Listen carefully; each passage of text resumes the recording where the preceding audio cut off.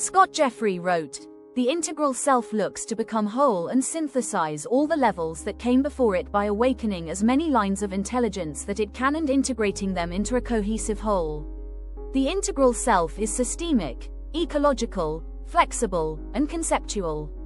By learning and adapting it can incorporate the levels that came before it. Integral theory is a psychological theory. The likes of Freud, Adler, Jung, Maslow, and so on, did not claim to have a theory of everything. They only claimed to have valuable psychological theories. Wilber's defining shtick was to combine psychology, religion, spirituality, sociology, ecology, and politics, and so on, into one total theory. The only thing he left out was the truth. Oops. The truth was true before a single human existed, in which case it is literally insane to imagine that a theory combining all the disparate aspects of human existence will reveal the truth. What it will certainly do, and has done, is reveal the human lie to the delusional human mind. The truth, however, is as elusive as ever with regard to such a system. The task is not to track human evolution, it's to track reality's evolution, an entirely different thing. Reality is not delusional. Reality, unlike humans, keeps it real. Always. Scott Jeffrey wrote, "The second tier represents a radical shift in how an individual perceives reality. While in the first tier, the individual's ego identifies with a particular stage of development, in the second tier, there's an expansion of consciousness. Let's give you a different first tier and second tier. In first tier thinking, total delusion, you privilege the human condition over reality. Integral theory is the complete expression of this delusional approach. In second-tier thinking, where you actually expand your consciousness, you privilege reality over the human condition. You relentlessly apply Descartes' method of doubt.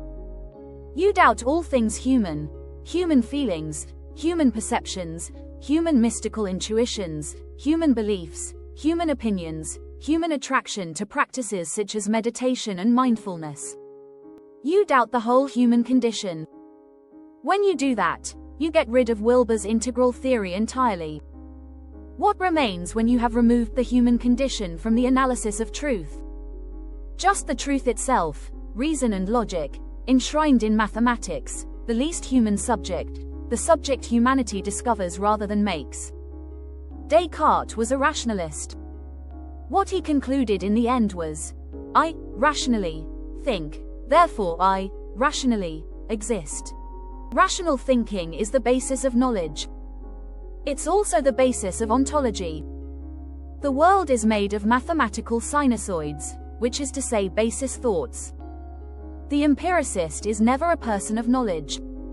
The empiricist, such as Wilber, says, I experience my existence through my experiences. But the person who experiences has no knowledge at all of what he is experiencing. Imagine an animal experiencing the world. What does it know of the world? Absolutely nothing. It is the victim of what Hegel called sense certainty. Philosopher Peter Singer wrote, sense certainty makes no attempt to order or classify the raw information obtained by the senses. Thus, when this form of consciousness has in front of it what we would describe as a ripe tomato, it cannot describe its experience as a tomato, for that would be to classify what it sees. It cannot even describe the experience as one of seeing something round and red, for these terms too presuppose some form of classification. Sense certainty is aware only of what is now present to it. As Hegel puts it, it is the certainty of the this, or the here and now.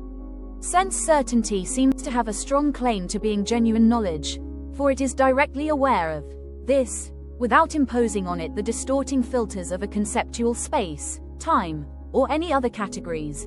Sense certainty is simple awareness of the object exactly as it is.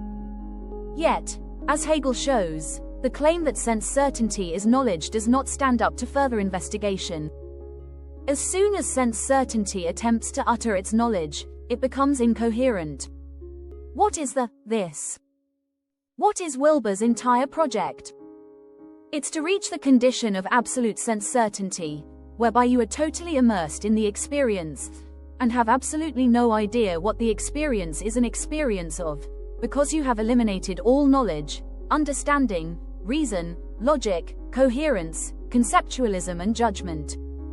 All of these are deemed to get in the way, to falsify the experience, to mediate the experience, hence corrupt it.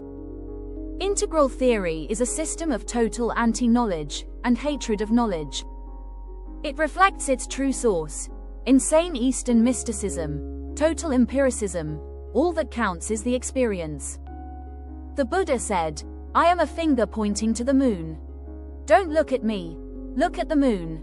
In other words, give yourself over to total sense certainty and remove yourself from all the processes, the pointing, that allow you to know and understand the moon, to assign it properties, to fit it into a coherent, conceptual framework, along with everything else. The empiricists always claim that the thing is only the thing when it is experienced without interference. The rationalists always say that if you don't know what you're experiencing, your experiences are worthless.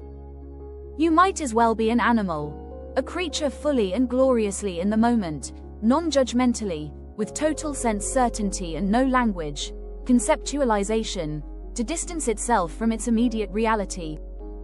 We humans are the masters of the world exactly because we don't do what animals do.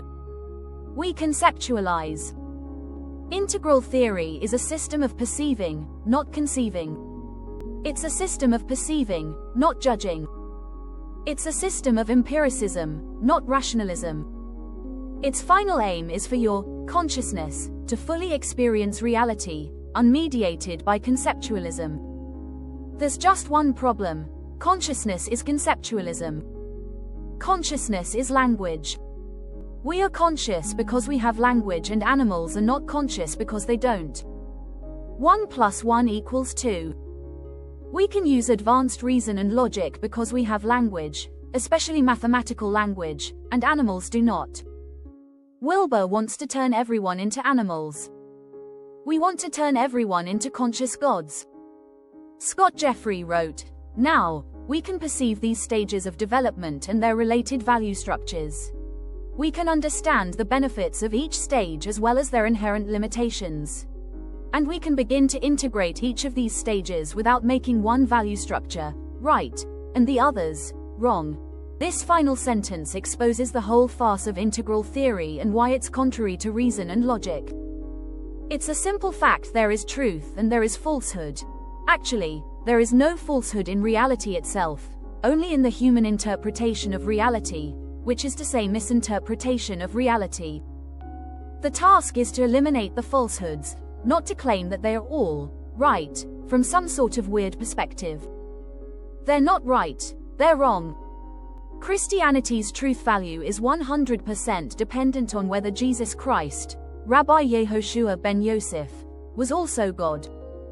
If he wasn't, and obviously he wasn't, then Christianity is 100% false. End of story. Christianity has a great psychological power, which is exactly why it became so popular, but it's always a fallacy to confuse use value with truth value. Integral theory is basically what you get when the psychological use or power of an idea or belief is confused with its truth content. Something can be immensely powerful while being false. Just look at Islam, or even scientism. If you want the truth, you have to eliminate the false, not embrace the false and claim it's some vital developmental stage towards the truth. It isn't. It's a permanent obstacle to the truth. It's a pseudomorphism, making it enormously more difficult to access the truth. Integral theory, because it's espoused by soft and weak-minded perceiving types, emotionalists, empiricists, believers, spiritualists, and New Age love and lighters, refuses to pass judgment on the patently false. These integral people don't like war and conflict, so they are emotionally pulled towards saying, everyone is right, rather than, we are right, and everyone else is wrong. Of course, they actually believe the latter, but have to posture as if they believe the former. What they really say is, everyone is right, but some of us are at a higher stage of development of rightness, which is functionally identical to saying, we're right and you're wrong. There are no such things as developmental stages of rightness. The wrong answer isn't right because it's in the past, because it's an earlier attempt. It's just wrong. The integral gang don't accept either the falsification or verification principles of science. If something is wrong, it's falsified, it's not at an earlier developmental stage of rightness. In science, if something cannot be verified experimentally, it's not science. In integral theory, any nonsense, never verified in any way, is nevertheless accepted as right, because no one in integral is ever wrong. Being wrong is integral, it seems, since the wrong, the false, is never excluded. It's all just embraced as part of developmentalism. Leonardo da Vinci said, "'Tis the business of little minds to shrink, but they whose heart is firm, and whose conscience approves their conduct, will pursue their principles unto death." Integral types don't have principles, do they? You can't have principles if you're the kind of person who says, "Everyone's right," which is equivalent to saying, "All principles are correct." If all principles are correct, none are. The concept has been rendered meaningless.